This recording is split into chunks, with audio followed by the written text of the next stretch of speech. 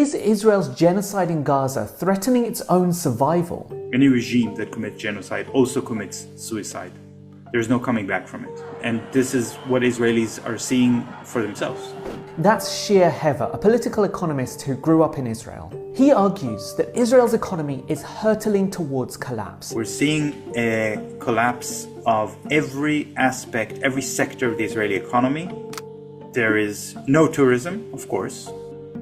The higher education system has collapsed. Professors, students are saying, well, there's no academic collaboration anymore with universities around the world.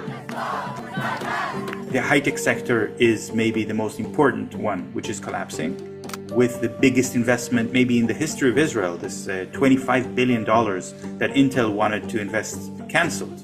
Since October 7, about 46,000 businesses have shut down, and up to 60,000 are projected to close by the end of the year. There's a financial collapse.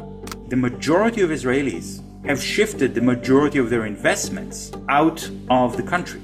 So people, to protect their own pension funds, the insurance companies and so on, they're investing abroad. And it's not just investments. Something else has been moving out of Israel. People. Lots of people.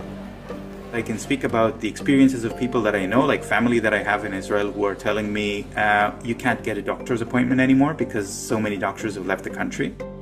According to some estimates, 500,000 Israelis fled between October and December alone. And even within the government, no one seems to really know how many have left. The airport would report the number of passengers in and out, but the population registry gives different numbers, the National Insurance Agency gives different numbers, and they tried to talk with the people at the Central Bureau of Statistics and get some order in all of this chaos, and they couldn't get order because so many people from the Central Bureau of Statistics have already left the country. So you don't have even the researchers who are able to measure how many people are leaving because they've left. Hever says that this confluence of economic pressure amounts to more than just a financial crisis. He predicts that the state simply can't survive in its current form, and he's not alone. Several prominent Israeli experts from across the political spectrum have made similar observations in recent months. Interestingly, it's coming from historians, from the right and from the left, Zionists and anti-Zionists, all of them in complete agreement that the Zionist movement has come to an end. In May, 2 Israeli government officials co-authored a paper warning of a considerable likelihood that Israel won't reach its 100th anniversary. The current system of injustice is on its way out, and I think this is not something very extreme to say these days. Okay, so if you live outside of Israel, this might all sound a bit out of the blue. But Hever says that has to do with the way these stories are presented to international audiences compared to the conversations happening within Israel.